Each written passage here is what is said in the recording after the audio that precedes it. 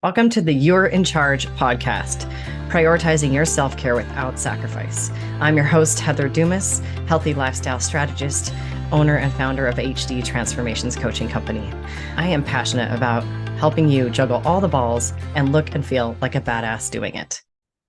Let's talk about food addiction.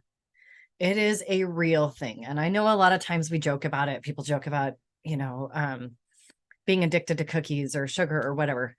But at the end of the day, I think we all need to be more realistic with ourselves about whether or not we actually are addicted to food. And when I was thinking about this, I was thinking about myself, and I was thinking about certain things that I've done and experiences that I've had, and things that I've learned about myself. I've always called myself a foodie. I do love food. I worked in restaurants for 10 years. I love cooking. I love learning about wine pairings and all that stuff. But I think there's a big difference between being a foodie and being a food addict. And I do feel like I've tiptoed that line or maybe crossed it. I don't know for sure. So I wanted to look it up and see exactly what the definition is. The definition of addiction, according to Wikipedia, is a neuropsychological disorder characterized by a persistent and intense urge to use a drug or engage in a behavior that produces natural reward despite substantial harm or other negative consequences. When I read that, replace the word drug with food, snack, it sounds like a lot of people. It sounds like me sometimes. Have you ever found yourself obsessing over food, obsessing over whether or not you should or shouldn't eat something, whether or not you can or cannot eat something, or maybe seeing, somebody has candy or cookies or whatever near you and you really want it. You don't have it, but your brain's still focused on it. Certainly has happened to me. And I think that that's pretty close to addiction, or it's definitely tiptoeing the line. And the reason I bring this up is because we don't necessarily talk about food in terms like this. We certainly don't in the media or in the press because they own it. If you look at every other commercial, it is soda, it is Pringles, it is McDonald's and DoorDash and all of that. All of those processed foods, all of those sugars, all of those carbohydrates, all of those high fat foods, they hit that pleasure sensor in our brain the same way as crack, the same way as heroin. So if addiction involves a neurobiological process and we eat high fat, high sugar processed foods, and that fires that same neurobiological process, well, seems like addiction's pretty easy to me, isn't it? Getting hooked seems really easy. And the American Journal of Drug and Alcohol Abuse say that about 5 to 10% of the general population meet that criteria. But among individuals that are obese, it increases to 25%. Now, are they obese because they're addicted, or are they addicted because they're obese? I don't know. What I know for sure is the same thing causes both. Processed food, processed sugars cause you to get addicted and also cause you to get fat.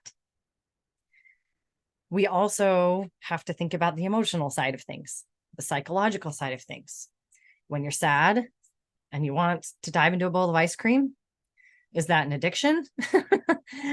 I've talked about it before, about what it does. It fires that dopamine.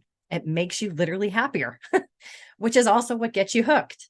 So I'm telling you this because I really think that we need to look at ourselves in the mirror and ask some hard questions.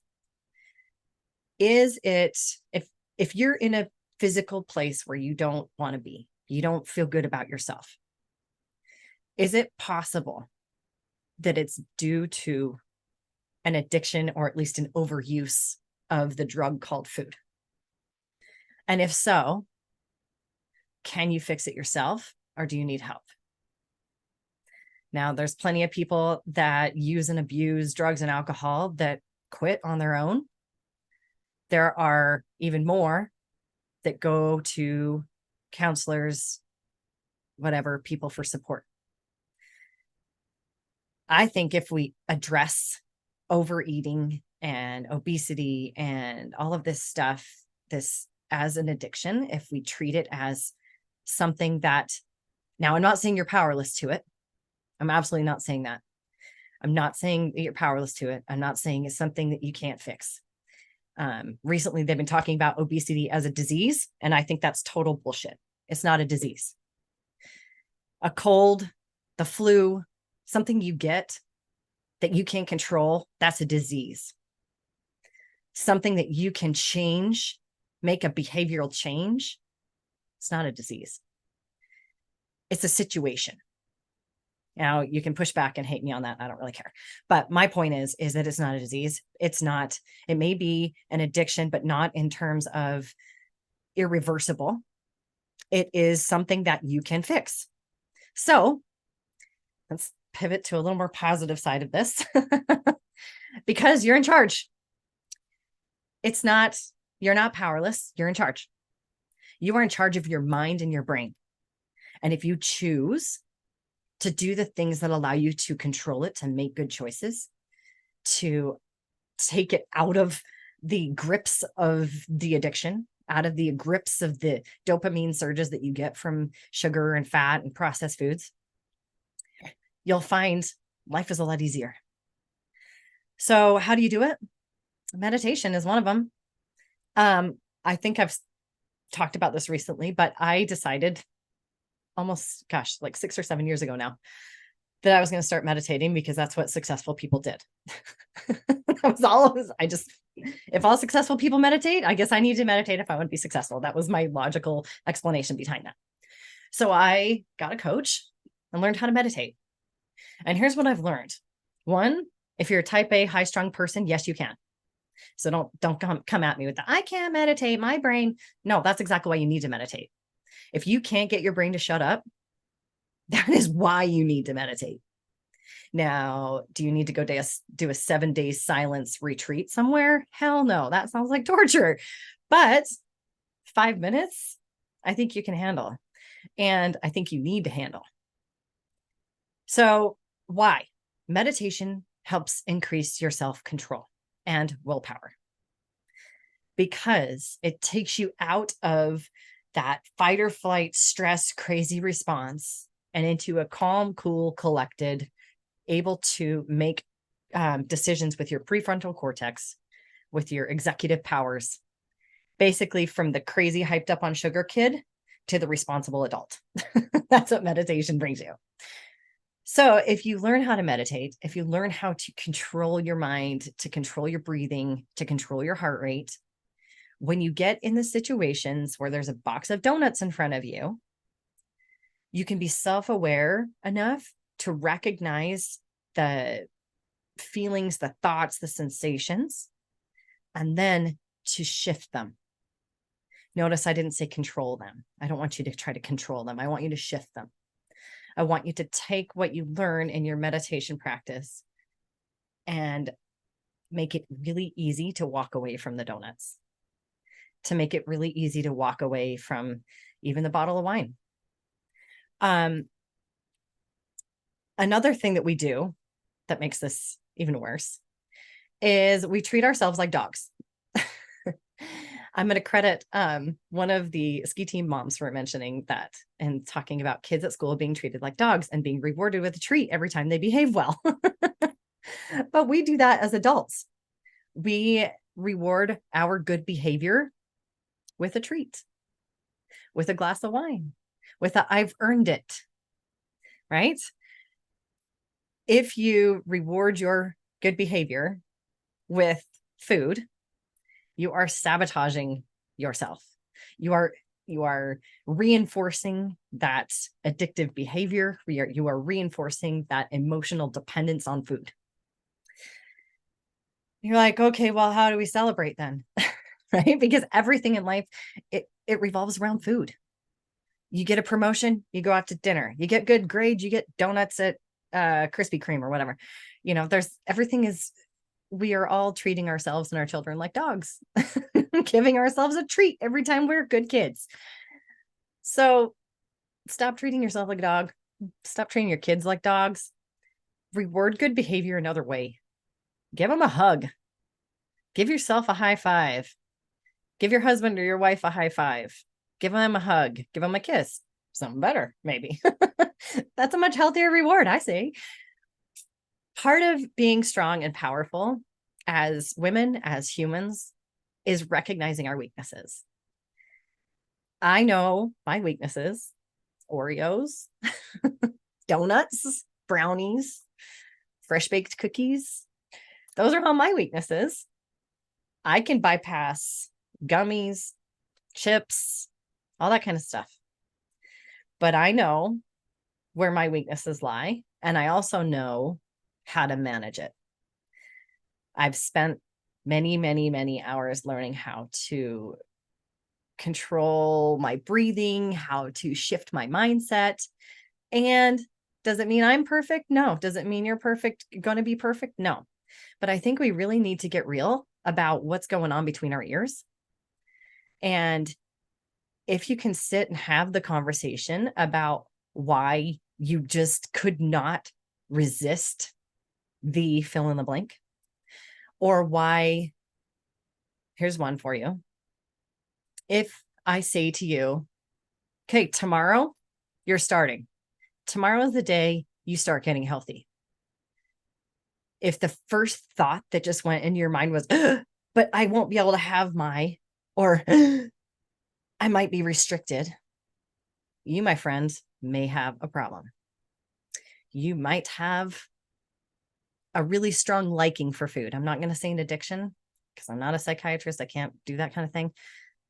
But going back to the definition, thinking about that definition, a really strong urge to engage in behavior that produces a reward despite substantial harm or other negative consequences.